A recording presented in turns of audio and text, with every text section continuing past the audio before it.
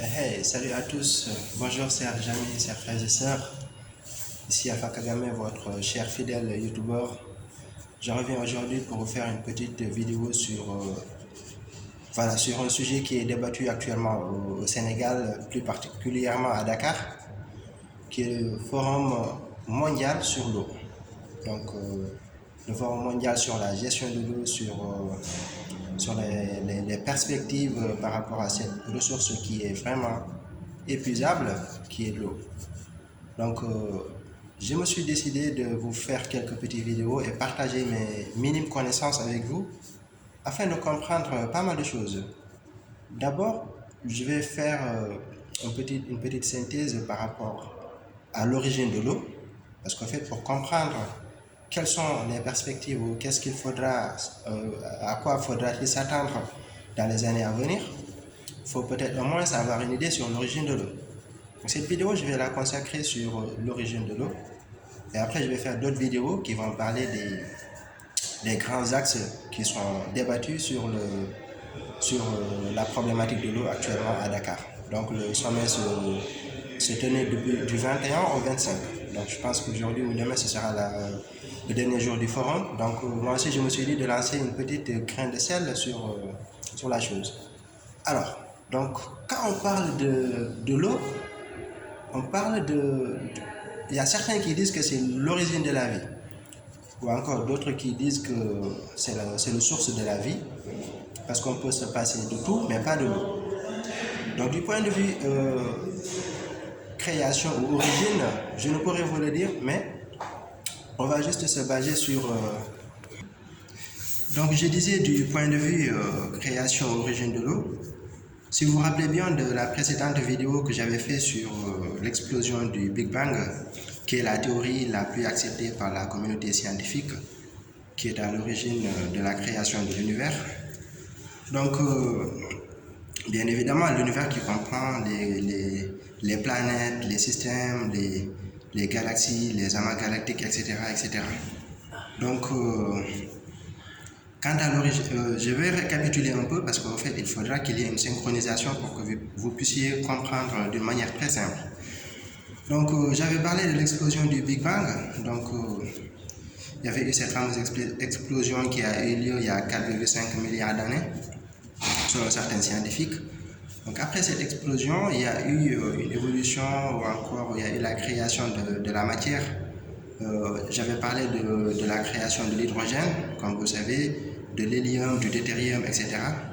Donc, ces matières ont été créées après l'explosion du Big Bang. Donc, au fur et à mesure que le temps s'écoule, si on dit 4,5 milliards, alors je veux que vous imaginez ce que je suis en train de vous dire, parce qu'il faudra être dans un autre monde ou dans une autre dimension pour comprendre un peu l'évolution des choses.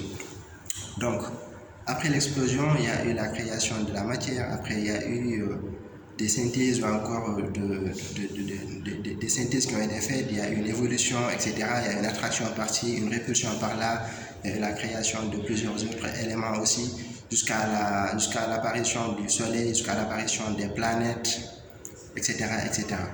Donc, si je reviens un peu, je récapitule plus rapidement.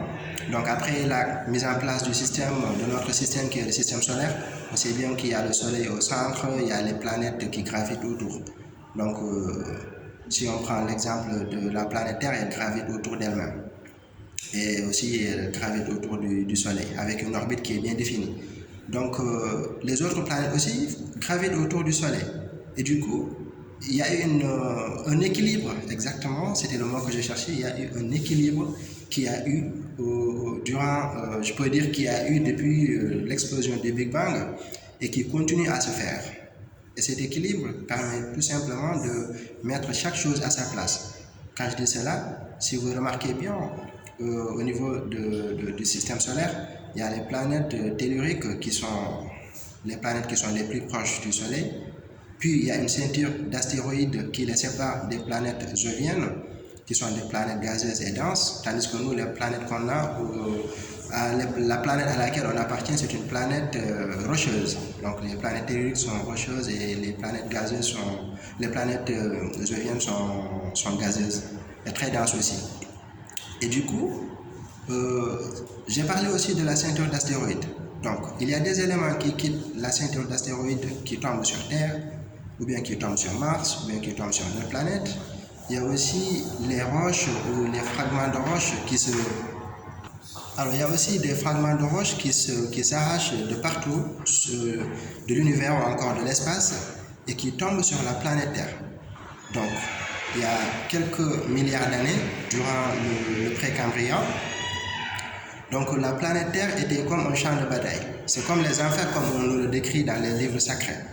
Donc c'était du volcan, c'était des laves, des coulées de lave, des magmas qui sont passés par là, des fleuves ou encore des océans de lave et de magma qu'on voit partout. Donc ceci, c'était durant l'ADN, donc c'est l'ère ADN. Donc au fur et à mesure que le temps évolue ou que le temps avance, après jusqu'à l'Archéen, donc il y a eu une stabilisation au niveau de la planète Terre parce qu'en fait en ce moment on ne parlait pas de la Terre ronde ou enfin ellipsoïde comme on l'a actuellement. Donc il y avait ces phénomènes de collision, ces chocs, ces astéroïdes qui tombaient sur Terre, ces magmas qui étaient en ébullition, etc.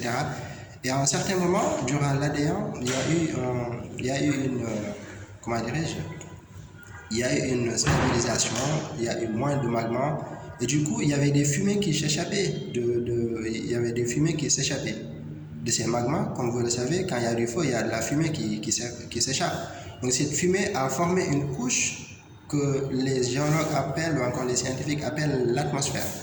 Il y a d'autres qui disent que la couche qui a été formée durant l'époque, c'était l'atmosphère primitive, il y a d'autres qui l'appellent ainsi, mais sinon l'atmosphère a été construite. Donc une fois que l'atmosphère s'est mise en place, après il y a eu la création de l'oxygène.